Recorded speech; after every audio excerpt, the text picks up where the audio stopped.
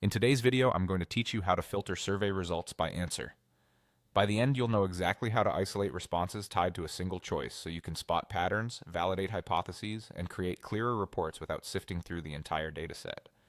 Start by opening your survey and heading to the area where results are displayed.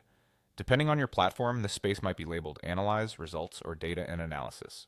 This is where summaries, charts, and response tables live, so it's the right place to narrow down what you're seeing. If your platform has multiple surveys, double-check you're in the correct project so the filters apply to the right data. Next, locate the option to add a filter or rule. The button might read Add Filter, Filter, or Rules, and sometimes it appears as a funnel icon. It's usually near the top of the dashboard or in a sidebar. Clicking it will open a panel or dialog where you can define exactly what you want to include in your view.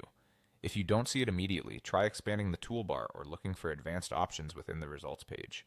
Now choose the specific question you want to filter by. For example, if you asked, which product did you purchase? Select that question from the list. Most platforms organize questions by their text or number, so scroll until you find the exact wording. Keep in mind that closed-ended questions, such as multiple choice or drop-downs, work best for this. If the question was open-ended with free text, you may not see it in the filter list unless the platform supports text search or coding, so stick with defined answer choices for reliable filtering. With the question selected, pick the answer option you want to isolate, like Product A. This tells the system to show only the responses from people who chose that option. If the question allowed multiple selections, the filter typically returns anyone who included that choice among their selections. Watch for exact matches if your platform offers that setting. Finally, apply the filter. Click Apply, Save, or Search, whatever your platform uses, to run it. You should see charts, counts, and tables refreshed to reflect just that subset. If there's an option to save the filter configuration, consider doing that so you can revisit the same view later without rebuilding it. When you're finished, clear or remove the filter to return to your full dataset.